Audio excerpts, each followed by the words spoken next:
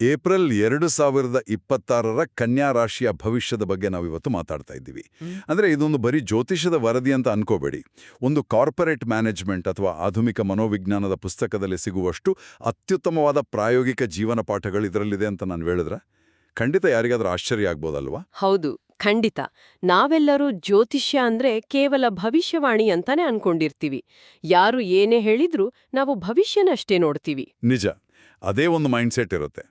ಇಂದಿನ ನಮ್ಮ ಈ ಆಳವಾದ ವಿಶ್ಲೇಷಣೆಯಲ್ಲಿ ನಾವು ಒಡೆದು ನೋಡ್ತಾ ಇರೋದು ಇದನ್ನೇ. ನಾವು ಕೇವಲ ಗ್ರಹಗಳ ಸ್ಥಾನಪಲ್ಲಟದ ಬಗ್ಗೆ ಚರ್ಚೆ ಮಾಡ್ತಾ ಇಲ್ಲ. ಕರೆಕ್ಟ್. ಈ ನಿರ್ದಿಷ್ಟ ವರದಿಯನ್ನ ಸೂಕ್ಷ್ಮವಾಗಿ ಗಮನಿಸಿದಾಗ, ಅಂದ್ರೆ ಇದೊಂದು ಅದ್ಭುತವಾದ ನಡವಳಿಕೆಯ ಸಾಧನ ಅಥವಾ ಬಿಹೇವಿಯರಲ್ ಟೂಲ್ ತರ ಕಾಣಿಸುತ್ತೆ. ನಮ್ಮ ಆರ್ಥಿಕ ಶಿಸ್ತು ಮತ್ತೆ ಸಂಕೀರ್ಣ ಸಂಬಂಧಗಳ ನಿರ್ವಹಣೆಗೆ ಇದು ಹೆಲ್ಪ್ ಆಗುತ್ತೆ. ಅಂದ್ರೆ ಗ್ರಹಗಳ ಚಲನೆಯನ್ನ ನೆಪವಾಗಿಟ್ಕೊಂಡು ದೈನಂದಿನ ಜೀವನದ ಸವಾಲುಗಳನ್ನ ಹೇಗೆ ಎದುರಿಸಬೇಕು ಅನ್ನೋ ನೀಲನಕ್ಷೆ ಇಲ್ಲಿದೆ ಅಲ್ವಾ? ಹಾಗಾದರೆ ನೇರವಾಗಿ ಆ ಕಚೇರಿಯ ಸವಾಲುಗಳಿಂದಲೇ ಶುರು ಮಾಡಾಗ. ಖಂಡಿತ ಮಾಡೋಣ. ಈ ವರದಿಯ ಪ್ರಕಾರ ಕನ್ಯಾ ರಾಶಿಯ ಅಧಿಪತಿ ಬುಧ. ಈತ ಏಪ್ರಿಲ್ 11ರವರೆಗೆ 6ನೇ ಮನೆಯಲ್ಲಿದ್ದು ಆಮೇಲೆ 7ನೇ ಮನೆಗೆ ಅಂದ್ರೆ ಮೀನರಾಶಿಗೆ ಪ್ರವೇಶಿಸಿ ದುರ್ಬಲ ಆಗ್ತಾನೆ ಅಂತ ಇದೆ. ಹೌದು, ಆತ ನೀಚ ಸ್ಥಾನಕ್ಕೆ ಹೋಗ್ತಾನೆ. ಜೊತೆಗೆ ಸೂರ್ಯನು ಏಪ್ರಿಲ್ 14ರ ನಂತರ ಮೇಷರಾಶಿಯಲ್ಲಿ ಉಚ್ಚ ಸ್ಥಾನ ಪಡಿತಾನೆ. ಇದರಿಂದ ಕೆಲಸದ ಒತ್ತಡ ವಿಪರೀತ ಆಗುತ್ತೆ ಅಂತ ಹೇಳಲಾಗಿದೆ. ಸ್ವಲ್ಪ ಅರ್ಥ ಮಾಡ್ಕೊಳ್ಳೋಣ ಬನ್ನಿ. ಬುಧ ದುರ್ಬಲ ಆಗೋದಕ್ಕೂ ನಮ್ಮ ಕಚೇರಿಯ ಒತ್ತಡಕ್ಕೂ ಇರೋ ಸಂಬಂಧನ ಹೇಗ್ ನೋಡ್ಬೋದು ನಾವು? ನೋಡಿ, ಜ್ಯೋತಿಷ್ಯದಲ್ಲಿ ಬುಧನನ್ನ ಬುದ್ಧಿ ಮತ್ತೆ ಸಂವಹನ ಅಂದ್ರೆ ಕಮ್ಯುನಿಕೇಷನ್ ಹಾಗೆ ಪ್ಲಾನಿಂಗ್ಗೆ ಕಾರಕ ಅಂತ ಕರೀತಾರೆ. ಆತ ದುರ್ಬಲ ಆಗ್ತಾನೆ ಅಂದ್ರೆ ನಮ್ಮ ಮೆದುಳಿನ ಗ್ರಹಣ ಸಾಮರ್ಥ್ಯ ಅಥವಾ ಕಾಗ್ನಿಟಿವ್ ಬ್ಯಾಂಡ್ವಿಡ್ತ್ ಕುಗ್ಗಿದಂತೆ ಲೆಕ್ಕ. ಓಹೋ, ಅಂದ್ರೆ ನಮ್ಮ ಕಂಪ್ಯೂಟರ್ ಅಥವಾ ಮೊಬೈಲ್ನಲ್ಲಿ ರ್ಯಾಮ್ ಫುಲ್ ಆದಾಗ ಸಿಸ್ಟಮ್ ಹ್ಯಾಂಗ್ ಆಗತ್ತಲ್ವಾ ಆತರ? ಎಕ್ಸಾಕ್ಟ್ಲಿ ಅದೇ ಪರಿಸ್ಥಿತಿ. ಇದ್ದಕ್ಕಿದ್ದಂತೆ ಮೆದುಳು ಸ್ವಲ್ಪ ಸ್ಲೋ ಆಗುತ್ತೆ. ಅಂದ್ರೆ ಕಚೇರಿಯಲ್ಲಿ ಇಂಟರ್ನೆಟ್ ಸರ್ವರ್ ಡೌನ್ ಆದಾಗ ಆಗುವ ಕಮ್ಯುನಿಕೇಷನ್ ಗ್ಲಿಚ್ ತರ ನಮ್ಮ ಮೆದುಳು ವರ್ತಿಸಲು ಶುರು ಮಾಡುತ್ತೆ ಅಂತಾಯ್ತು. ಹೌದು, ನಾವು ಕಳುಹಿಸಿದ ಇಮೇಲ್ಗಳಲ್ಲಿ ಸಣ್ಣಪುಟ್ಟ ತಪ್ಪುಗಳಾಗೋದು ಮತ್ತೆ ಲೆಕ್ಕಾಚಾರಗಳು ತಪ್ಪೋದು ಇವೆಲ್ಲವೂ ಈ ಟೈಮಲ್ಲಿ ಸಹಜ. ವರದಿಯಲ್ಲೂ ಇದನ್ನೇ ಹೇಳಿದ್ದಾರೆ. ಪ್ರತಿಯೊಂದನ್ನೂ ಡಬಲ್ ಚೆಕ್ ಮಾಡೋದು ಅತ್ಯಗತ್ಯ ಅಂತ. ಡಬಲ್ ಚೆಕ್ ಮಾಡಬೇಕು. ಮತ್ತೆ ಬಡ್ತಿ ಅಥವಾ ಇನ್ಕ್ರಿಮೆಂಟ್ ಬಗ್ಗೆ ಏನಾದ್ರೂ ಹೇಳಿದಾರಾ? ಹೇಳಿದ್ದಾರೆ ಅಂದ್ರೆ ಮಾತುಕತೆಗಳು ಶುರು ಆದ್ರೂ ಕೂಡ ಫಲಿತಾಂಶ ಸ್ವಲ್ಪ ವಿಳಂಬ ಆಗ್ಬೋದು. ನಮ್ಮ ಮೆದುಳು ಸದಾ ಒಂದೇ ವೇಗದಲ್ಲಿ ಕೆಲಸ ಮಾಡಲ್ಲ ಅನ್ನೋದನ್ನ ನಾವು ಒಪ್ಕೊಳ್ಬೇಕು. ನಿಜ. ಆ ಟೈಮಲ್ಲಿ ಡಬಲ್ ಚೆಕ್ ಮಾಡೋ ಅಭ್ಯಾಸ ಇಟ್ಕೊಳ್ಳೋದು ಒಂದು ಒಳ್ಳೆ ವೃತ್ತಿಪರ ಲಕ್ಷಣ. ಆದ್ರೆ ಇದೇ ವೃತ್ತಿಜೀವನದ ಭಾಗದಲ್ಲಿ ವರದಿ ಕೊಡೋವನ್ನ ಸಲಹೆ ನನಗೆ ಸ್ವಲ್ಪ ವಿಚಿತ್ರ ಅನ್ಸ್ತು ಗೊತ್ತಾ? ಹೌದಾ? ಯಾವ ಸಲಹೆ ಅದು? ಅದೇ, ಕಚೇರಿಯಲ್ಲಿ ಹಿರಿಯ ಅಧಿಕಾರಿಗಳು ಕೊನೆ ನಿಮಿಷದಲ್ಲಿ ಕೆಲಸ ವಹಿಸೋ ಸಾಧ್ಯತೆ ಇದೆ. ಆಗ ವರ್ಕ್ ಈಸ್ ವರ್ಷಿಪ್ ಅಥವಾ ಕಾಯಕವೇ ಕೈಲಾಸ ಅಂತ ಭಾವಿಸಿ ಆ ಕೆಲಸ ಮಾಡಬೇಕು ಅಂತ ಹೇಳಿದ್ದಾರೆ. ಇದು ಮೇಲ್ನೋಟಕ್ಕೆ ಸ್ವಲ್ಪ ಕಷ್ಟನೇ ಅನ್ಸುತ್ತೆ. ಒಂದು ನಿಮಿಷ ಯೋಚನೆ ಮಾಡಿ. ಕೊನೆ ಗಳಿಗೆಯಲ್ಲಿ ಕೆಲಸ ಕೊಡೋದು ಒಂದು ಕೆಟ್ಟ ಮ್ಯಾನೇಜ್ಮೆಂಟ್ ಸಂಕೇತ ಅಲ್ವಾ? ಸುಮ್ಮನೆ ಕೆಲಸ ಮಾಡೋದು ವೃತ್ತಿಪರತೆಯೋ ಅಥವಾ ಬಾಸ್ಗಳ ಟಾಕ್ಸಿಕ್ ಮ್ಯಾನೇಜ್ಮೆಂಟ್ ಅನ್ನ ವಿರೋಧಿಸದೆ ಒಪ್ಕೊಳ್ಳೋ ಗುಲಾಮಿಗಿರಿಯೋ ಇದು? ಅಂದ್ರೆ ಇದು ಅನ್ಯಾಯ ಸಹಿಸ್ಕೊಳ್ಳೋ ಹಾಗೆ ಕಾಣೋದು ಸಹಜನೇ. ಆದ್ರೆ ಇದರ ಹಿಂದಿರೋ ತರ್ಕನ ನಾವು ಗ್ರಹಗಳ ಹಿನ್ನೆಲೆಯಲ್ಲಿ ನೋಡ್ಬೇಕು. ಓಕೆ, ಹೇಗೆ ನೋಡ್ಬೋದದನ್ನ? ನಾನು ಮುಂಚೆ ಹೇಳ್ದ ಹಾಗೆ ಸೂರ್ಯನು ಉಚ್ಚ ಸ್ಥಾನದಲ್ಲಿರ್ತಾನೆ. ಅಂದ್ರೆ ಕಚೇರಿಯಲ್ಲಿ ಅಧಿಕಾರಿಗಳು ಅಥವಾ ಬಾಸ್ಗಳು ಅತ್ಯಂತ ಪ್ರಬಲವಾಗಿರ್ತಾರೆ ಅಂತ ಅರ್ಥ. ಆ ಟೈಮಲ್ಲಿ ನೀವು ವಾದ ಕೇಳಿದ್ರೆ ಖಂಡಿತ ನಿಮ್ಮ ಶಕ್ತಿ ವ್ಯರ್ಥ ಆಗತ್ತೆ. ಓಹೋ, ವಿನಾಕಾರಣ ಸಂಘರ್ಷ ಏರ್ಪಡುತ್ತೆ ಅಂತ. ಹೌದು. ಸಮುದ್ರದಲ್ಲಿ ದೊಡ್ಡ ಚಂಡಮಾರುತ ಎದ್ದಾಗ ಎದುರು ಈಜೋಕೆ ಪ್ರಯತ್ನ ಪಡೋದಕ್ಕಿಂತ ಆ ಅಲೆಯ ದಿಕ್ಕಿನಲ್ಲೇ ಸಾಗಿ ದಡ ಸೇರೋದು ಜಾಣತನ ಅಲ್ವಾ? ಇದು ಕೂಡ ಹಾಗೆ. ಕರೆಕ್ಟ್. ಅಂದ್ರ ಪರಿಸ್ಥಿತಿನ ಬದಲಾಯಿಸಲು ಸಾಧ್ಯ ಆಗದೇ ಇದ್ದಾಗ ಆ ಅನಿರೀಕ್ಷಿತ ಒತ್ತಡವನ್ನೇ ನಮ್ಮದೇ ಆದ ಕೌಶಲ್ಯಗಳನ್ನ ಅಪ್ಡೇಟ್ ಮಾಡ್ಕೊಳ್ಳೋಕೆ ಒಂದು ಕ್ರ್ಯಾಶ್ ಕೋರ್ಸ್ ತರ ಬಳಸ್ಕೊಳ್ಬೇಕು ಅಂತ ಹೇಳ್ತಾ ಇದ್ದೀರಾ? ನಿಖರವಾಗಿ. ಈ ಕಥೆ ನಮ್ಮನ್ನ ವಿನಾಕಾರಣದ ಮಾನಸಿಕ ಕುಸಿತದಿಂದ ಪಾರು ಮಾಡುತ್ತೆ. ಕಚೇರಿಯ ರಾಜಕೀಯದ ವಿರುದ್ಧ ಹೋರಾಡೋ ಬದಲು ನಮ್ಮ ಕೆಲ್ಸದ ಮೇಲೆ ಏಕಾಗ್ರತೆ ವಹಿಸೋದು ಆ ಸಮಯಕ್ಕೆ ಸೂಕ್ತವಾದ ರಕ್ಷಣಾತ್ಮಕ ಹೆಜ್ಜೆ. ಖಂಡಿತ. ಕಚೇರಿಯಲ್ಲಿ ಇಷ್ಟೆಲ್ಲ ಒತ್ತಡ ಇದ್ದಾಗ ಸಹಜವಾಗಿ ಮನುಷ್ಯನಿಗೆ ಸ್ವಲ್ಪ ರಿಲೀಫ್ ಬೇಕು ಅನ್ಸುತ್ತೆ. ಕಚೇರಿಯಲ್ಲಿ ಬೈಗುಳು ತಿಂದ ದಿನ ಆನ್ಲೈನ್ ಶಾಪಿಂಗ್ ಮಾಡಿಯೋ ಅಥವಾ ದುಬಾರಿ ವಸ್ತು ಖರೀದಿಸಿಯೋ ರಿಟೇಲ್ ಥೆರಪಿ ಮೂಲಕ ಮೆದುಳಿಗೆ ಡೋಪಮೈನ್ ಕೊಡೋ ಅಭ್ಯಾಸ ಬಹಳ ಜನರಿಗಿರುತ್ತೆ. ಹೌದು, ಬಹಳಷ್ಟು ಜನ ಮಾಡ್ತಾರೆ ಅದನ್ನ. ಆದ್ರೆ ವಿಚಿತ್ರ ನೋಡಿ, ವರದಿಯು ಈ ನಿರ್ದಿಷ್ಟ ತಿಂಗಳಲ್ಲಿ ಆರ್ಥಿಕತೆಗೆ ದೊಡ್ಡದೊಂದು ತಡೆಗೋಡೆ ನಿರ್ಮಿಸುತ್ತೆ. ಹಣ ಮತ್ತು ಕುಟುಂಬದ ಅಧಿಪತಿಯಾದ ಶುಕ್ರನು ಏಪ್ರಿಲ್ 19ರವರೆಗೆ ಅಷ್ಟಮ ಸ್ಥಾನದಲ್ಲಿ ಅಂದ್ರೆ 8ನೇ ಮನೆಯಲ್ಲಿ ಇರ್ತಾನೆ ಅಂತೆ. ಹೌದು, 8ನೇ ಮನೆಯಂದ್ರೆ ಅದು ಗುಪ್ತ ಚಿಂತೆಗಳು, ಅಡೆತಡೆಗಳು ಮತ್ತೆ ಅನಿರೀಕ್ಷಿತ ಖರ್ಚುಗಳ ಸ್ಥಾನ. ಓಹೋ, ಹಾಗಾಗಿ ಅಲ್ಲಿವರೆಗೆ ಹಣಕಾಸಿನ ಮುಗ್ಗಟ್ಟು ಇರ್ಬೋದು ಅಂತ ಹೇಳಿದ್ದಾರೆ ಅಲ್ವಾ? ಕರೆಕ್ಟ್. ಶುಕ್ರನು ಅಲ್ಲಿರುವಾಗ ನಮ್ಮ ಆರ್ಥಿಕ ಹರಿವಿಗೆ ಹ್ಯಾಂಡ್ ಬ್ರೇಕ್ ಹಾಕಿದಂತಹ ಅನುಭವ ಆಗತ್ತೆ. ಅಂದ್ರೆ ವಾಹನದ ಎಂಜಿನ್ ಸದ್ದು ಮಾಡ್ತಾ ಇರತ್ತೆ, ಆದ್ರೆ ಮುಂದಕ್ಕೆ ಹೋಗ್ತಾ ಇರಲ್ಲ. ಓಹೋ, ಹ್ಯಾಂಡ್ ಬ್ರೇಕ್ ಎನಾಲಜಿ ತುಂಬಾನೇ ಚೆನ್ನಾಗಿದೆ. ಅಂದ್ರೆ ನಾವು ಏನೇ ಮಾಡಿದ್ರೂ ದುಡ್ಡುಳಿಯಲ್ಲ ಅಂತಾನಾ? ಹೌದು. ಈ ಸಮಯದಲ್ಲಿ ಹಳೆಯ ಸಾಲಗಳ ಮರುಪಾವತಿ ಮತ್ತೆ ಇಎಂಐ ಜೊತೆಗೆ ಸಣ್ಣಪುಟ್ಟ ಆರೋಗ್ಯದ ಖರ್ಚುಗಳು ಎದುರಾಗಬಹುದು. ಹೀಗಾಗಿ ಐಷಾರಾಮಿ ಖರ್ಚುಗಳಿಗೆ ಕಡಿವಾಣ ಹಾಕೋದು ಅನಿವಾರ್ಯನೇ ಆಗತ್ತೆ. ಆದ್ರೆ ವರದಿಯು ಮುಂದುವರೆದು 20ನೇ ತಾರೀಕಿನಿಂದ ಶುಕ್ರನು ಸ್ವಸ್ಥಾನವಾದ ವೃಷಭ ರಾಶಿಗೆ ಬರೋದ್ರಿಂದ ಆರ್ಥಿಕ ಸ್ಥಿತಿ ಇದ್ದಕ್ಕಿದ್ದಂತೆ ಅತ್ಯುತ್ತಮ ಆಗತ್ತೆ ಅಂತ ಹೇಳುತ್ತೆ. ಇಲ್ಲಿ ನನಗೊಂದು ಡೌಟ್ ಇದೆ. ಹೇಳಿ. ಏಪ್ರಿಲ್ 20ನೇ ತಾರೀಕಿನಂದು ಇದ್ದಕ್ಕಿದ್ದಂತೆ ಆರ್ಥಿಕ ಸಮಸ್ಯೆಗಳ ಮಾಯ ಆಗೋಕೆ ಹೇಗ್ ಸಾಧ್ಯ? ಇದು ನಿಜಕ್ಕೂ ಗ್ರಹಗಳ ಪ್ರಭಾವನೋ ಅಥವಾ ತಿಂಗಳ 20ನೇ ತಾರೀಕು ಬರ್ತಿದ್ದಂತೆ ನಮ್ಮ ಕ್ರೆಡಿಟ್ ಕಾರ್ಡ್ ಬಿಲ್ಗಳೆಲ್ಲ ಪೇ ಆಗಿ ಮುಂದಿನ ತಿಂಗಳ ಸಂಬಳದ ನಿರೀಕ್ಷೆ ಶುರುವಾಗುವ ಪ್ರಾಯೋಗಿಕ ಆರ್ಥಿಕ ಚಕ್ರನೋ? ಇದೊಂದು ಅತ್ಯುತ್ತಮವಾದ ವಿಶ್ಲೇಷಣೆ. ವಾಸ್ತವದಲ್ಲಿ ಇದು ಎರಡರ ಮಿಶ್ರಣ ಅಂತಾನೆ ಹೇಳ್ಬಹುದು. ಅಂದ್ರೆ ಗ್ರಹಗತಿಗಳು ಮತ್ತೆ ಆರ್ಥಿಕ ಚಕ್ರ ಎರಡೂ ಸೇರ್ಕೊಂಡಿದೆ ಅಂತನಾ? ಖಂಡಿತ. ಜ್ಯೋತಿಷ್ಯದ ಗ್ರಹಗತಿಗಳು ಮತ್ತೆ ನಮ್ಮ ಸಮಾಜದ ಆರ್ಥಿಕ ಚಕ್ರಗಳು ಅನೇಕ ಬಾರಿ ಒಂದೇ ದಿಕ್ಕಿನಲ್ಲಿ ಸಾಕ್ತವೆ. 19ನೇ ತಾರೀಖಿನವರೆಗೂ ನಾವು ಒತ್ತಡದಲ್ಲಿ ಐಷಾರಾಮ ಖರ್ಚು ತಡೆದು ಕೇವಲ ಇಎಂಐ ಕಡೆಗೆ ಗಮನ ಹರಿಸಿದಾಗ ನಮ್ಮಲ್ಲಿ ಒಂದು ಆರ್ಥಿಕ ಶಿಸ್ತು ಮೂಡುತ್ತೆ. ಓಹೋ, ಅಂದ್ರೆ ಆ ಶಿಸ್ತು ನಮ್ಮನ್ನ ಕಾಪಾಡುತ್ತಾ? ಹೌದು. 20ನೇ ತಾರೀಖಿನ ನಂತರ ಶುಕ್ರನು ಸ್ವಸ್ಥಾನಕ್ಕೆ ಬರೋದು ಅಂದ್ರೆ ಕೇವಲ ಬ್ಯಾಂಕ್ ಖಾತೆಗೆ ಹಣ ಬರೋದು ಮಾತ್ರ ಅಲ್ಲ, ಆ ಹಣನ ಹೇಗೆ ವಿವೇಚನೆಯಿಂದ ಬಳಸ್ಬೇಕು ಅನ್ನೋ ಸ್ಪಷ್ಟತೆ ನಮ್ಮಲ್ಲಿ ಮೂಡೋದು. ಅರ್ಥ ಆಯ್ತು. ವ್ಯಾಪಾರಸ್ಥರಿಗೂ ಇದೇ ನಿಯಮ ಅನ್ವಯ ಆಗತ್ತೆ ಅನ್ಸತ್ತೆ. ಹೊಸ ಯೋಜನೆಗಳಿಗೆ ಹಾರದೆ ಹಳೆಯ ಬಾಕಿ ವಸೂಲಾತಿ ಮತ್ತೆ ಗ್ರಾಹಕ ಸೇವೆಯ ಗುಣಮಟ್ಟದ ಮೇಲೆ ಗಮನ ಹರಿಸಬೇಕು ಅಂತ ಇದೆ. ಹೌದು. ಇನ್ನು ಹೂಡಿಕೆಯ ವಿಷಯಕ್ಕೆ ಬಂದ್ರೆ ಕನ್ಯಾ ರಾಶಿಯವರ ಸೂಕ್ಷ್ಮ ಮತ್ತೆ ಡೀಟೇಲ್ ಓರಿಯೆಂಟೆಡ್ ಗುಣನ ಷೇರು ಮಾರುಕಟ್ಟೆಗಿಂತ ಹೆಚ್ಚಾಗಿ ಪಿಪಿಎಫ್, ಎನ್ಪಿಎಸ್ ಅಥವಾ ಮ್ಯೂಚುವಲ್ ಫಂಡ್ನಂತ ಕಡಿಮೆ ಅಪಾಯದ ಹೂಡಿಕೆಗಳಿಗೆ ಬಳಸಬೇಕು ಅಂತ ಸ್ಪಷ್ಟವಾಗಿ ಹೇಳಿದ್ದಾರೆ. ನಿಜ. ಏಕೆಂದ್ರೆ ಕನ್ಯಾ ರಾಶಿಯವರು ಮೂಲತಃ ಅತಿಯಾಗಿ ಯೋಚನೆ ಮಾಡೋರು ಮತ್ತೆ ವಿಶ್ಲೇಷಕರು ಅಲ್ವಾ? ಕರೆಕ್ಟ್. ಷೇರು ಮಾರುಕಟ್ಟೆಯ ದೈನಂದಿನ ಏರಿಳಿತಗಳಿಗೆ ಅವರು ತಮ್ಮನ್ನ ಒಡ್ಡುಕೊಂಡ್ರೆ ಅವರ ಆತಂಕ ಮತ್ತಷ್ಟು ಹೆಚ್ಚಾಗತ್ತೆ. ಯಾಕಂದ್ರೆ ಅಲ್ಲಿ ಅನಿಶ್ಚಿತತೆ ಹೆಚ್ಚು. ಅದೇ ಪಿಪಿಎಫ್ನಂತಹ ಹೂಡಿಕೆಗಳು ಶಿಸ್ತುಬದ್ಧವಾಗಿರುತ್ತೆ. ಇದು ಅವರ ಮೂಲ ಸ್ವಭಾವಕ್ಕೆ ಒಗ್ಗುತ್ತೆ. ಆಸ್ತಿ ಖರೀದಿಯ ವಿಚಾರದಲ್ಲಿ ಕೂಡ ಒಂದು ಎಚ್ಚರಿಕೆ ಇದೆ. 10ನೇ ಮನೆಯಲ್ಲಿ ಗುರುವಿರೋದ್ರಿಂದ ಸ್ನೇಹಿತರು ಅಥವಾ ಬ್ರೋಕರ್ಗಳ ಮೂಲಕ ಆಸ್ತಿ ಖರೀದಿಗೆ ಒಳ್ಳೆಯ ಆಫರ್ಗಳು ಬರ್ತವೆ ಅಂತ ಹೇಳಿದ್ದಾರೆ. ಹೌದು, ಬರ್ತವೆ. ಆದ್ರೆ ಸುಮ್ನೆ ಬ್ಲೈಂಡ್ ಆಗಿ ಹೋಗ್ಬಾರ್ದು. ಅದನ್ನೇ ನಾನು ಹೇಳ್ತಾ ಇರೋದು. ಕೇವಲ ಆಫರ್ ನೋಡಿ ಮರುಳಾಗದೆ ಲೀಗಲ್ ಪೇಪರ್ ಮತ್ತೆ ನೀರಿನ ಸೌಲಭ್ಯನ ಸರಿಯಾಗಿ ಪರಿಶೀಲಿಸಬೇಕು ಅಂತ ಹೇಳಿದ್ದಾರೆ. ಇದನ್ನ ಓದಿದಾಗ ನನಗನ್ಸಿದ್ದು ಜ್ಯೋತಿಷ್ಯ ವರದಿಗೂ ಒಬ್ಬ ಅನುಭವಿ ರಿಯಲ್ ಎಸ್ಟೇಟ್ ಲಾಯರ್ಗೂ ಯಾವುದೇ ವ್ಯತ್ಯಾಸ ಇಲ್ಲ ಅಂತ. ಖಂಡಿತ ಇಲ್ಲ. ಗುರುವು 10ನೇ ಮನೆಯಲ್ಲಿದ್ದಾಗ ವಿಸ್ತರಣೆಯ ಅವಕಾಶಗಳು ಅಥವಾ ಎಕ್ಸ್ಪ್ಯಾನ್ಷನ್ ಆಪರ್ಚುನಿಟೀಸ್ ಬರ್ತವೆ ಅನ್ನೋದು ಜ್ಯೋತಿಷದ ನಿಯಮ. ಆದ್ರೆ ಆ ವಿಸ್ತರಣೆ ವಾಸ್ತವದಲ್ಲಿ ಸುರಕ್ಷಿತವಾಗಿದೆಯಾ ಅಂತ ಪರಿಶೀಲಿಸೋದು ಮನುಷ್ಯನ ಕರ್ತವ್ಯ. ಅಂದ್ರೆ ಆಸ್ತಿ ತೋರಿಸೋದು ಗುರುವಿನ ಕೆಲಸ, ಅದನ್ನ ಚೆಕ್ ಮಾಡೋದು ನಮ್ಮ ಕೆಲಸ. ಎಕ್ಸಾಕ್ಟ್ಲಿ. ಗುರುಗ್ರಹ ನಿಮ್ಗೆ ಆಸ್ತಿನ ತೋರಿಸಬಹುದು, ಆದ್ರೆ ಅದಕ್ಕೆ ಕಾವೇರಿ ನೀರಿನ ಕನೆಕ್ಷನ್ ಇದೆಯೋ ಇಲ್ವೋ ಅಂತ ಬೋರ್ವೆಲ್ ಪರೀಕ್ಷೆ ಮಾಡಿಸೋದು ನಮ್ಮ ಜವಾಬ್ದಾರಿ. ಜ್ಯೋತಿಷ್ಯ ದಾರಿನ ಮಾತ್ರ ತೋರಿಸುತ್ತೆ. ಖಂಡಿತ. ಹಾಗಾದ್ರೆ ಈ ಕಚೇರಿಯ ಒತ್ತಡ ಮತ್ತೆ ಆರ್ಥಿಕ ನಿರ್ಬಂಧಗಳು ಕೇವಲ ವ್ಯಕ್ತಿಯ ಒಳಗೆ ಉಳಿಯಲ್ಲ, ಅವು ಖಂಡಿತವಾಗಿಯೂ ಮನೆಯ ವಾತಾವರಣದ ಮೇಲೂ ಪರಿಣಾಮ ಬೀರ್ತವೆ. ಹೌದು, 100ಕ್ಕೂ 100 ನಿಜ. ವರದಿಯ 3ನೇ ಭಾಗವು ಕೌಟುಂಬಿಕ ಸಂಬಂಧಗಳು ಮತ್ತೆ ವಿಶೇಷವಾಗಿ ಗೃಹಿಣಿಯರ ಮಾನಸಿಕ ಒತ್ತಡದ ಬಗ್ಗೆ ಬಹಳ ವಿವರವಾಗಿ ಮಾತಾಡತ್ತೆ. ಆಯಾಸ ಮತ್ತೆ ಮಾನಸಿಕ ಒತ್ತಡದಿಂದಾಗಿ ಕೆಲವೊಮ್ಮೆ ಕುಟುಂಬದವ್ರ ಜೊತೆ ಕಠಿಣವಾಗಿ ಮಾತಾಡಬಹುದು. ಆಗ ನಾವು ಎಚ್ಚರ ವಹಿಸಬೇಕು. ಆದ್ರೆ ಕ್ಷಮೆ ಕೇಳುವ ಮೂಲಕ ಈಗೋ ಬಿಟ್ರೆ ಸಂಬಂಧಗಳು ಉಳಿತವೆ ಅಂತ ಹೇಳಿದ್ದಾರೆ. ಇದು ತುಂಬಾನೇ ಪ್ರಾಯೋಗಿಕ ಅಲ್ವಾ? ಇಲ್ಲಿ ನಾವು ಭಾವನಾತ್ಮಕ ಬುದ್ಧಿಮತ್ತೆ ಅಥವಾ ಎಮೋಷನಲ್ ಇಂಟೆಲಿಜೆನ್ಸ್ನ ಪ್ರಸ್ತಾಪ ಮಾಡಲೇಬೇಕು. ವೃತ್ತಿ ಮತ್ತೆ ಆರ್ಥಿಕ ರಂಗದಲ್ಲಿ ಉಂಟಾದ ಒತ್ತಡ ನೇರವಾಗಿ ನಮ್ಮ ಮೆದುಳಿನ ಲಿಂಬಿಕ್ ಸಿಸ್ಟಮ್ ಅನ್ನ ಪ್ರಚೋದಿಸುತ್ತೆ.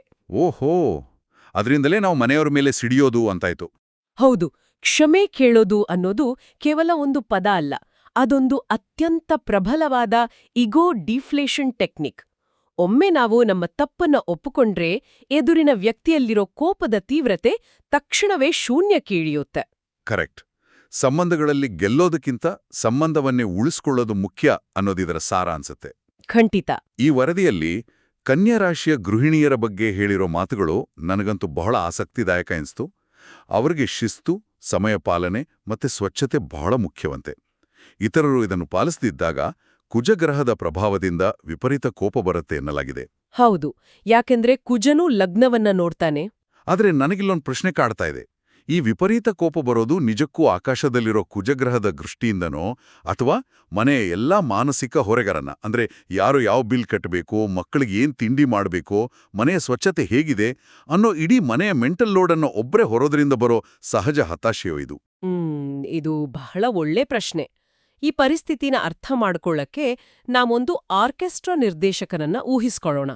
ಆ ನಿರ್ದೇಶಕನ ತಲೆಯಲ್ಲಿ ಪ್ರತಿಯೊಂದು ಸ್ವರವೂ ನಿಖರವಾಗಿ ಮೂಡಿಬರ್ಬೇಕು ಅನ್ನೋ ಶಿಸ್ತಿನ ಬ್ಲೂಪ್ರಿಂಟ್ ಇರುತ್ತೆ.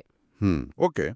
ಆದ್ರೆ ಆತನ ಮುಂದಿರೋ ಗಾಯಕರ ಗುಂಪು ತಮ್ಗಿಷ್ಟ ಬಂದಂತೆ ಅಪಶ್ರುತಿಯಲ್ಲಿ ಹಾಡೋಕ್ ಶುರು ಮಾಡಿದ್ರೆ ಆ ನಿರ್ದೇಶಕನಿಗೆ ಎಷ್ಟು ಹತಾಶೆ ಮತ್ತೆ ಕೋಪ ಬರ್ಬೋದು ಹೇಳಿ. ಕನ್ಯಾರಾಶಿಯ ಗೃಹಿಣಿಯರ ಪಾಡು ಇದೇ ಆಗಿರುತ್ತೆ. ಓಹೋ, ಅಂದ್ರೆ ಜ್ಯೋತಿಷ್ಯದಲ್ಲಿ ಕುಜಗ್ರಹ ಶಕ್ತಿ ಮತ್ತೆ ಆಕ್ರಮಣಶೀಲತೆಯ ಸಂಕೇತ ಅಂತ ಹೇಳ್ತಾರಲ್ವಾ? ಹೌದು. ಕುಜನು ಲಗ್ನವನ್ನ ನೋಡ್ದಾಗ ವ್ಯಕ್ತಿಯಲ್ಲಿ ಸಹನೆ ಕಡಿಮೆ ಆಗುತ್ತೆ ನಿಜ. ಆದ್ರೆ ಆ ಕೋಪಕ್ಕೆ ಮೂಲ ಇಂಧನ ಒದಗಿಸೋದೇ ನೀವ್ ಹೇಳಿದ ಮೆಂಟಲ್ ಲೋಡು. ಮನೆಯ ಇತರ ಸದಸ್ಯರು ಹೊಣೆಗಾರಿಕೆ ಹಂಚಿಕೊಳ್ಳದೇ ಇದ್ದಾಗ ಈ ಕೋಪ ಬರೋದು ಸಂಪೂರ್ಣವಾಗಿ ವೈಜ್ಞಾನಿಕ ಮತ್ತೆ ನೈಸರ್ಗಿಕ ಪ್ರಕ್ರಿಯೆ. ಆ ಮೆಂಟಲ್ ಲೋಡ್ ಅನ್ನೋದು ಅಕ್ಷರಶಃ ಒಂದು ಟೈಮ್ ಬಾಂಬ್ ಇದ್ದಂತೆ. ಹಾಗಾದ್ರೆ ಈ ಕೋಪ ಮತ್ತೆ ಆತುರವನ್ನ ನಿಯಂತ್ರಿಸಲು ವರದಿಯಲ್ಲಿ ಬಹಳ ಅದ್ಭುತವಾದ ಒಂದು ಸೂತ್ರನ ಕೊಟ್ಟಿದ್ದಾರೆ. ಹೌದು, ಅದೇನು ಅಂತ ಹೇಳಿ. ಯಾವುದೇ ದೊಡ್ಡ ಆರ್ಥಿಕ ನಿರ್ಧಾರ ತೆಗೆದುಕೊಳ್ಳೋಕೆ ಅಥವಾ ಮುಜುಗರದಿಂದ ಯಾರಿಗಾದ್ರೂ ಶ್ಯೂರಿಟಿ ಅಂದ್ರೆ ಜಾಮೀನ್ ಹಾಕೋ ಮುನ್ನ ಕಡ್ಡಾಯವಾಗಿ 24 ಗಂಟೆಗಳ ಕಾಲಾವಕಾಶ ಅಥವಾ ಗ್ಯಾಪ್ ತಗೋಬೇಕು ಅಂತ ಹೇಳಿದ್ದಾರೆ. ನೋಡಿ, ಈ 24 ಗಂಟೆಗಳ ವಿರಾಮದ ನಿಯಮ ಅನ್ನೋದು ಕೇವಲ ಜ್ಯೋತಿಷ್ಯದ ಸಲಹೆ ಅಲ್ಲ. ಇದು ನರವಿಜ್ಞಾನ ಅಥವಾ ನ್ಯೂರೋಸೈನ್ಸ್ ಬೆಂಬಲಿಸೋಂಡು ಅದ್ಭುತ ತಂತ್ರ. ಹೌದಾ? ಅಂದ್ರೆ ಮೆದುಳಿನ ಮಟ್ಟದಲ್ಲಿ ಏನಾಗುತ್ತೆ ಆ ಟೈಮಲ್ಲಿ? ನಾವು ಭಾವನಾತ್ಮಕವಾಗಿ ಉದ್ವೇಗಕ್ಕೆ ಒಳಗಾದಾಗ ಅಥವಾ ಯಾರಾದ್ರೂ ನಮ್ಮ ಮೇಲೆ ಒತ್ತಡ ಹೇರಿದಾಗ ನಮ್ಮ ಮೆದುಳಿನ ಭಾವನಾತ್ಮಕ ಕೇಂದ್ರವಾದ ಅಮಿಗ್ಡಾಲಾ ಹೈಜಾಕ್ ಆಗುತ್ತೆ. ಆ ಕ್ಷಣದಲ್ಲಿ ನಮ್ಮ ಮೆದುಳಿನ ತಾರ್ಕಿಕ ಭಾಗವಾದ ಪ್ರೀಫ್ರಂಟಲ್ ಕಾರ್ಟೆಕ್ಸ್ ಸಂಪೂರ್ಣವಾಗಿ ಸ್ವಿಚ್ ಆಫ್ ಆಗಿರುತ್ತೆ. ಓಹೋ, ಅಂದ್ರೆ ಆ ಕ್ಷಣದಲ್ಲಿ ನಾವು ತರ್ಕಬದ್ಧವಾಗಿ ಯೋಚಿಸೋ ಸ್ಥಿತಿಯಲ್ಲೇ ಇರಲ್ಲ ಅಂತನಾ? ಹೌದು, ಎಕ್ಸಾಕ್ಟ್ಲಿ. ಅದಕ್ಕಾಗಿಯೇ 24 ಗಂಟೆಗಳ ವಿರಾಮ ಕೊಡೋದ್ರಿಂದ ನಮ್ಮ ರಕ್ತದಲ್ಲಿರೋ ಅಡ್ರಿನಾಲಿನ್ ಮಟ್ಟ ಕಡಿಮೆಯಾಡಿ ಆ ಪ್ರೀಫ್ರಂಟಲ್ ಕಾರ್ಟೆಕ್ಸ್ ಮತ್ತೆ ಆನ್ ಆಗುತ್ತೆ. ಆಗ ನಾವು ತರ್ಕಬದ್ಧವಾದ ನಿರ್ಧಾರನ ತಗೊಳ್ಳೋಕೆ ಸಾಧ್ಯ ಆಗುತ್ತೆ. ಖಂಡಿತ. ಮುಜುಗರದಿಂದ ಆ ಕ್ಷಣಕ್ಕೆ ಎಸ್ ಅಂತ ಹೇಳಿ ಆಜೀವ ಪರ್ಯಂತ ಒದ್ದಾಡೋದಕ್ಕಿಂತ ಒಂದು ದಿನ ಯೋಚಿಸಿ ನೋ ಅಂತ ಹೇಳೋದು 1000 ಪಾಲು ಮೇಲೋಳ್ವಾ? ನಿಜವಾಗ್ಲೂ. ಈ ಮೆಂಟಲ್ ಲೋಡ್ ಅಥವಾ ಮಾನಸಿಕ ಒತ್ತಡ ಕೇವಲ ಕೋಪವಾಗಿ ಮಾತ್ರ ಹೊರಬರಲ್ಲ, ಅದು ನೇರವಾಗಿ ನಮ್ಮ ದೇಹದ ಮೇಲೂ ಪರಿಣಾಮ ಬೀರುತ್ತೆ. ವರದಿಯಲ್ಲಿ ತಿಳಿಸಿರೋ ಆರೋಗ್ಯ ಸಮಸ್ಯೆಗಳನ್ನ ಗಮನಿಸಿದ್ರೆ ಇದು ಸ್ಪಷ್ಟ ಆಗುತ್ತೆ. ಜೀರ್ಣಕ್ರಿಯೆ ಸಮಸ್ಯೆ, ಗ್ಯಾಸ್ಟ್ರಿಕ್, ನರಗಳ ದೌರ್ಬಲ್ಯ ಮತ್ತೆ ಕಾಲ್ನೋವು ಕಾಡಬಹುದು ಅಂತ ಇದೆ. ಹೌದು, ಅದಕ್ಕೆ ಮಲಗುವ ಸಮಯ ಮತ್ತೆ ಊಟದ ಶಿಸ್ತು ಅತಿ ಮುಖ್ಯ. ಅದರಲ್ಲೂ ರಾತ್ರಿ ಮಲಗೋ ಕನಿಷ್ಠ 1 ಗಂಟೆ ಮೊದಲು ಮೊಬೈಲ್ ಅಥವಾ ಲ್ಯಾಪ್ಟಾಪ್ ದೂರ ಇಡಬೇಕು, ಇಲ್ಲದಿದ್ರೆ ನಿದ್ದೆ ಬರಲ್ಲ ಅಂತ ಹೇಳಿದ್ದಾರೆ. ಇಲ್ಲಿ ನಾವು ಗಟ್ ಬ್ರೈನ್ ಆಕ್ಸೆಸ್ ಬಗ್ಗೆ ಮಾತಾಡ್ಬೇಕು. ನಮ್ಮ ಮೆದುಳಿಗೂ ಮತ್ತೆ ಜೀರ್ಣಾಂಗ ವ್ಯೂಹಕ್ಕೂ ನೇರ ಸಂಪರ್ಕ ಇದೆ. ಬುಧಗ್ರಹ ನರಮಂಡಲಕ್ಕೆ ಸಂಬಂಧಿಸಿದೆ ಅಲ್ವಾ? ಬುಧ ದುರ್ಬಲನಾಗಿದ್ದಾಗ ಮತ್ತೆ ಕೆಲಸದ ಒತ್ತಡ ಹೆಚ್ಚಿದ್ದಾಗ ನಮ್ಮ ದೇಹ ನಿರಂತರವಾಗಿ ಫೈಟ್ ಆರ್ ಫ್ಲೈಟ್ ಮೋಡ್ನಲ್ಲಿರುತ್ತೆ ಅಂತನಾ? ಹೌದು. ಆ ಸ್ಥಿತಿಯಲ್ಲಿ ದೇಹ ರಕ್ತನ ಜೀರ್ಣಾಂಗಗಳಿಂದ ದೂರ ಸೆಳೆದು ಸ್ನಾಯುಗಳಿಗೆ ಕಳಿಸುತ್ತೆ. ಇದರಿಂದಲೇ ಗ್ಯಾಸ್ಟ್ರಿಕ್ ಮತ್ತೆ ಜೀರ್ಣಕ್ರಿಯೆ ಸಮಸ್ಯೆಗಳು ಶುರುವಾಗೋದು. ಇನ್ನು ರಾತ್ರಿ ಹೊತ್ತು ಸ್ಕ್ರೀನ್ ನೋಡೋದ್ರಿಂದ ನಿದ್ದೆಗೆ ಕಾರಣವಾಗುವ ಮೆಲಟೋನಿನ್ ಹಾರ್ಮೋನ್ ಉತ್ಪಾದನೆ ನಿಂತುಹೋಗುತ್ತೆ. ಇದು ಕೇವಲ ಕಣ್ಣಿನ ಸಮಸ್ಯೆ ಅಲ್ಲ, ಇಡೀ ದೇಹದ ರಿಪೇರಿ ವ್ಯವಸ್ಥೆಯನ್ನೇ ಬುಡಮೇಲು ಮಾಡೋ ವಿಚಾರ. ಇದೇ ಸಮಸ್ಯೆ ವಿದ್ಯಾರ್ಥಿಗಳಿಗೂ ಕಾಡ್ತಾ ಇದೆ ಅಂತ ವರದಿ ಉಲ್ಲೇಖ ಮಾಡಿದೆ. ಖಂಡಿತ. ಸೋಷಿಯಲ್ ಮೀಡಿಯಾ ಮತ್ತೆ ವೆಬ್ ಸೀರೀಸ್ಗಳಿಂದ ವಿದ್ಯಾರ್ಥಿಗಳ ಏಕಾಗ್ರತೆ ವಿಪರೀತವಾಗಿ ಭಂಗ ಆಗತ್ತೆ. ಇಂದಿನ ಸ್ಮಾರ್ಟ್ಫೋನ್ ಅಪ್ಲಿಕೇಶನ್ಗಳು ವಿದ್ಯಾರ್ಥಿಗಳ ಅಮೂಲ್ಯ ಸಮಯನ ನುಂಗಿ ಹಾಕೋ ಡಿಜಿಟಲ್ ಬ್ಲ್ಯಾಕ್ ಹೋಲ್ಗಳಿದ್ದಂತೆ. ಒಮ್ಮೆ ಸ್ಕ್ರಾಲ್ ಮಾಡಕ್ ಶುರು ಮಾಡಿದ್ರೆ 2 ಗಂಟೆಗಳ ಸಮಯ ಕರಗಿದ್ದೇ ಗೊತ್ತಾಗಲ್ಲ. ಕಟ್ಟುನಿಟ್ಟಿನ ಟೈಮ್ ಟೇಬಲ್ ಹಾಕ್ಕೊಳ್ಳೋದು ಅತ್ಯಗತ್ಯ. ಆದ್ರೂ ಸೂರ್ಯನ ಬಲ ಇರೋದ್ರಿಂದ ಸರ್ಕಾರಿ ಕೆಲ್ಸ ಮತ್ತೆ ಸ್ಪರ್ಧಾತ್ಮಕ ಪರೀಕ್ಷೆ ಬರೆಯೋರಿಗೆ ಇದು ಅತ್ಯುತ್ತಮ ಸಮಯವಂತೆ. ಸೂರ್ಯನು ಅಧಿಕಾರ, ಪ್ರಖರತೆ ಮತ್ತೆ ಸರ್ಕಾರದ ಸಂಕೇತ. ಆತ ಉಚ್ಚ ಸ್ಥಾನದಲ್ಲಿದ್ದಾಗ ಗುರಿಯತ್ತ ಗಮನ ಹರಿಸೋ ಸಾಮರ್ಥ್ಯ ಹೆಚ್ಚಿರುತ್ತೆ. ಆದರೆ ಜ್ಯೋತಿಷ್ಯ ಕೇವಲ ವಾತಾವರಣ ನಿರ್ಮಿಸಿಕೊಡುತ್ತೆ ಅಷ್ಟೇ ಅಲ್ವಾ? ಆ ಡಿಜಿಟಲ್ ಬ್ಲ್ಯಾಕ್ ಹೋಲ್ನಿಂದ ಹೊರಬಂದು ಟೈಮ್ ಟೇಬಲ್ ಪ್ರಕಾರ ಓದೋ ಆಕ್ಷನ್ ಅಥವಾ ಕ್ರಿಯೆನ ವಿದ್ಯಾರ್ಥಿಗಳೇ ಮಾಡಬೇಕು. ಹೌದು, ಗ್ರಹಗಳು ಯಾವತ್ತೂ ಪೆನ್ ಹಿಡಿದು ಎಕ್ಸಾಮ್ ಬರೆಯಲ್ಲ. ನಿಜ. ಇವೆಲ್ಲವುಗಳ ಜೊತೆಗೆ ವರದಿಯ ಕೊನೆಯಲ್ಲಿ ಕೆಲವು ಪರಿಹಾರಗಳನ್ನು ಸೂಚಿಸಿದ್ದಾರೆ. ಬುಧವಾರ ಗಣಪತಿ ಮತ್ತು ವಿಷ್ಣು ಆರಾಧನೆ ಮಾಡಬೇಕು. ದಿನಕ್ಕೆ 5ರಿಂದ 10 ನಿಮಿಷ ಶಿವಪಂಚಾಕ್ಷರಿ ಜಪ ಅಂದ್ರೆ ಓಂ ನಮಃ ಶಿವಾಯ ಮಾಡಬೇಕು ಅಂತ ಇದೆ. ಇದನ್ನ ರೆಮಿಡೀಸ್ ಅಂತ ಹೇಳ್ತಾರೆ. ಆದರೆ ನನ್ನ ಗಮನ ಸೆಳೆದದ್ದು ಇನ್ನೊಂದು ಪರಿಹಾರ. ಸಣ್ಣ ಮಕ್ಕಳಿಗೆ ಪೆನ್ಸಿಲ್ ಬುಕ್ಸ್ ಮತ್ತೆ ಚಾಕ್ಲೇಟ್ ದಾನ ಮಾಡೋದು. ಇಲ್ಲಿ ನನಗೊಂದು ಗೊಂದಲ ಇದೆ. ಏನು ಗೊಂದಲ? ನಾನೇನೋ ಕಚೇರಿಯಲ್ಲಿ ಪ್ರಮೋಷನ್ ಸಿಗ್ತಾ ಇಲ್ಲ ಅಂತಾನೋ ಅಥವಾ EMI ಕಟ್ಟಲು ಹಣವಿಲ್ಲ ಅಂತಾನೋ ಚಿಂತೆಯಲ್ಲಿದ್ರೆ ಬುಧವಾರ ಹೋಗಿ ಮಕ್ಕಳಿಗೆ 5 ರೂಪಾಯಿ ಪೆನ್ಸಿಲ್ ದಾನ ಮಾಡೋದ್ರಿಂದ ಆ ದೊಡ್ಡ ಸಮಸ್ಯೆಗಳು ಹೇಗೆ ಪರಿಹಾರ ಆಗ್ತವೆ? ಇದರ ಹಿಂದಿನ ಲಾಜಿಕ್ ಏನು? ಇದು ಮೇಲ್ನೋಟಕ್ಕೆ ಸಂಬಂಧ ಇಲ್ಲದಂತೆ ಕಾಣಬಹುದು, ಆದರೆ ಇದರ ಹಿಂದಿನ ಮನೋವಿಜ್ಞಾನ ಬಹಳ ಆಳವಾದದ್ದು. ಮನುಷ್ಯ ಕಷ್ಟದಲ್ಲಿದ್ದಾಗ ಆತನ ತಲೆಯಲ್ಲಿ ಸ್ಕೇರ್ಸಿಟಿ ಮೈಂಡ್ಸೆಟ್ ಅಥವಾ ಕೊರತೆಯ ಭಾವನೆ ಮನೆ ಮಾಡಿರುತ್ತೆ. ಓಹೋ, ನನ್ನ ಬಳಿ ಏನೂ ಇಲ್ಲ, ನಾನೇ ಸಂಕಷ್ಟದಲ್ಲಿದ್ದೀನಿ ಅನ್ನೋ ಯೋಚನೆನೋ? ಹೌದು, ಆ ಯೋಚನೆ ನಮ್ಮ ದೃಷ್ಟಿಕೋನನ ಕಿರಿತಾಗಿಸುತ್ತೆ. ಆದರೆ ನಾವು ದಾನ ಮಾಡದಾಗ, ಅದರಲ್ಲೂ ಮಕ್ಕಳಿಗೆ ವಿದ್ಯೆಗೆ ಸಂಬಂಧಿಸಿದ ವಸ್ತುಗಳನ್ನು ನೀಡಿದಾಗ, ನಮ್ಮ ಮೆದುಳು ನನ್ನ ಬಳಿ ಇತರರಿಗೆ ನೀಡುವಷ್ಟು ಸಮೃದ್ಧಿ ಇದೆ ಅನ್ನೋ ಅಬಂಡೆನ್ಸ್ ಮೈಂಡ್ಸೆಟ್ಗೆ ಹೊರಳುತ್ತೆ. ಅಂದ್ರೆ ದಾನ ಮಾಡೋದು ಬೇರೆಯವರಿಗಿಂತ ಹೆಚ್ಚಾಗಿ ನಮ್ಮ ಸ್ವಂತ ಮೆದುಳಿನ ರೀವೈರಿಂಗ್ ಆಗಿ ಅಂತ ಹೇಳ್ಬೋದಲ್ವಾ? ಹೌದು, ಖಂಡಿತ. ದಾನ ಮಾಡೋದ್ರಿಂದ ಉಂಟಾಗುವ ಮಾನಸಿಕ ಸಮಾಧಾನ ನಮ್ಮಲ್ಲಿ ಡೋಪಮೈನ್ ಬಿಡುಗಡೆ ಮಾಡುತ್ತೆ. ಇನ್ನು ಜಪ ಮಾಡೋದ್ರ ಬಗ್ಗೆ ಹೇಳೋದಾದ್ರೆ, ದಿನಕ್ಕೆ 10 ನಿಮಿಷ ಕಣ್ಮುಚ್ಚಿ ಒಂದು ಮಂತ್ರನ ಜಪಿಸೋದು ಧ್ಯಾನದ ಒಂದು ರೂಪ ಅಥವಾ ಮೈಂಡ್ಫುಲ್ನೆಸ್. ಅಂದ್ರೆ ಇದು ನಮ್ಮ ಉಸಿರಾಟನ ನಿಯಂತ್ರಿಸಿ ರಕ್ತದಲ್ಲಿರೋ ಸ್ಟ್ರೆಸ್ ಹಾರ್ಮೋನ್ ಅಥವಾ ಕಾರ್ಟಿಸೋಲ್ ಅನ್ನ ಕಡಿಮೆ ಮಾಡುತ್ತೆ ಅನ್ಸುತ್ತೆ. ಎಕ್ಸಾಕ್ಟ್ಲಿ. ಶಾಂತವಾದ ಮೆದುಳು ಕಚೇರಿಯ ಸಮಸ್ಯೆಗಳನ್ನ ಹೆಚ್ಚು ಪರಿಣಾಮಕಾರಿಯಾಗಿ, ಸೃಜನಶೀಲವಾಗಿ ಬಗೆಹರಿಸಬಲ್ಲದು.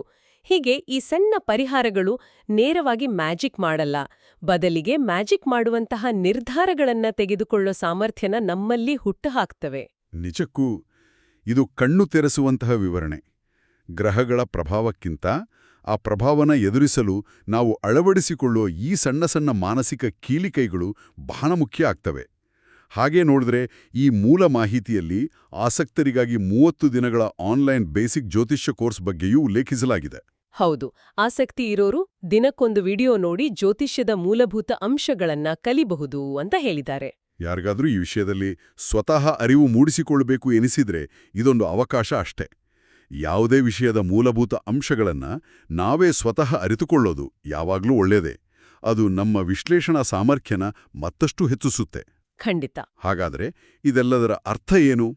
ಇಡೀ ವಿಶ್ಲೇಷಣೆ ಸಾರಾಂಶನ ಕ್ರೋಢೀಕರಿಸೋದಾದ್ರೆ, ಕನ್ಯಾ ರಾಶಿಯವರಿಗೆ ಏಪ್ರಿಲ್ 2026 ಪ್ರಾಯೋಗಿಕತೆ, ಆರ್ಥಿಕ ಜಾಗರೂಕತೆ ಮತ್ತು ಸಮತೋಲನದ ತಿಂಗಳು. ಹೌದು.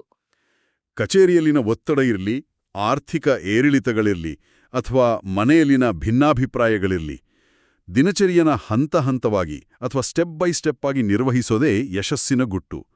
ಯಾವುದೇ ಆತುರದ ನಿರ್ಧಾರ ಬೇಡ, ಎಲ್ಲದಕ್ಕೂ 24 ಗಂಟೆಗಳ ವಿರಾಮ ಇರಲಿ. ಮತ್ತೆ ಆರ್ಥಿಕ ವಿಚಾರದಲ್ಲಿ ಆ ಹ್ಯಾಂಡ್ ಬ್ರೇಕ್ ಅನ್ನ ಗೌರವಿಸೋದು. ಗ್ರಹಗಳ ಸಂಚಾರ ಕೇವಲ ಒಂದು ವಾತಾವರಣನ ನಿರ್ಮಿಸುತ್ತೆ, ಆದ್ರೆ ಆ ವಾತಾವರಣದಲ್ಲಿ ಹೇಗೆ ಬದುಕಬೇಕು ಅನ್ನೋದನ್ನ ನಿರ್ಧರಿಸೋದು ಸಂಪೂರ್ಣವಾಗಿ ನಮ್ಮ ಶಿಸ್ತು ಅಲ್ವಾ? 100ಕ್ಕೆ 100 ನಿಜ. ಈ ಆಳವಾದ ವಿಶ್ಲೇಷಣೆಯ ಕೊನೆಯಲ್ಲಿ ಕೇಳುಗರಿಗೆ ಆಳವಾದ ಆಲೋಚನೆಗೆ ದೂಡೋ ಒಂದು ಪ್ರಶ್ನೆನ ಬಿಡೋತ್ ನಾನು ಇಷ್ಟಪಡ್ತೀನಿ. ಖಂಡಿತ ಕೇಳಿ. ಒಬ್ಬ ವ್ಯಕ್ತಿಯು ಜ್ಯೋತಿಷ್ಯ ಹೇಳಿದ ಈ ಎಲ್ಲ ಪ್ರಾಯೋಗಿಕ ನಿಯಮಗಳನ್ನ ಅಚ್ಚುಕಟ್ಟಾಗಿ ಪಾಲಿಸಿದ್ರೆ, ಅಂದ್ರೆ ತನ್ನ ಆದಾಯಕ್ಕೆ ತಕ್ಕಂತೆ ಬಜೆಟ್ ಮಾಡೋದು, ಕಚೇರಿಯ ಇಮೇಲ್ಗಳನ್ನ ಕಳುಹಿಸುವ ಮುನ್ನ ಡಬಲ್ ಚೆಕ್ ಮಾಡೋದು, ರಾತ್ರಿ ಮಲಗುವ ಮುನ್ನ ಸ್ಕ್ರೀನ್ ಟೈಮ್ ಕಡಿಮೆ ಮಾಡೋದು, ಮತ್ತೆ ಕೋಪ ಬಂದಾಗೆಲ್ಲ 24 ಗಂಟೆಗಳ ವಿರಾಮ ತಗೊಳ್ಳೋದು, ಹೀಗೆ ಪ್ರತಿಯೊಂದನ್ನೂ ಶಿಸ್ತಿನಿಂದ ಪಾಲಿಸಿದ್ರೆ ಆತನ ಪಾಲಿಗೆ ಕೆಟ್ಟ ಗ್ರಹಗತಿ ಅನ್ನೋದು ಇರಲು ಸಾಧ್ಯವೇ? ಅಥವಾ ಈ ಪ್ರಾಯೋಗಿಕ ಹೆಜ್ಜೆಗಳ ಮೂಲಕ ಮನುಷ್ಯ ತನ್ನ ಸ್ವಂತ ಜವಾಬ್ದಾರಿಯಿಂದ ತನ್ನ ಭವಿಷ್ಯನ ತಾನೇ ತಿದ್ದಿ ಬರೀತಾ ಇದ್ದಾನ? ವಾವ್, ಇದೊಂದು ಅತ್ಯಂತ ಪ್ರಬುದ್ಧವಾದ ಪ್ರಶ್ನೆ. ಗ್ರಹಗಳು ನಮ್ಮನ್ನ ನಿಯಂತ್ರಿಸುತ್ತವೆಯೋ ಅಥವಾ ನಮ್ಮ ಶಿಸ್ತು ಆ ಗ್ರಹಗಳ ಪ್ರಭಾವವನ್ನೇ ಮೀರಿ ನಿಲ್ಲುತ್ತದೆಯೋ ಇದು ಪ್ರತಿಯೊಬ್ಬರೂ ತಮ್ಮೊಳಗೆ ಹುಡುಕಿಕೊಳ್ಳಬೇಕಾದ ಉತ್ತರ ಅನ್ಸುತ್ತೆ. ಖಂಡಿತ.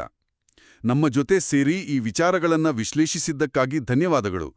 ಮುಂದಿನ ಆಳವಾದ ವಿಶ್ಲೇಷಣೆಯವರೆಗೆ ಆ ಡಿಜಿಟಲ್ ಬ್ಲ್ಯಾಕ್ ಹೋಲ್ನಿಂದ ದೂರ ಇರಿ, ಮತ್ತೆ ಕೋಪ ಬಂದಾಗ ಆ 24 ಗಂಟೆಗಳ ನಿಯಮನ ಅನ್ವಯಿಸೋಕೆ ಮರೆಯದಿರಿ.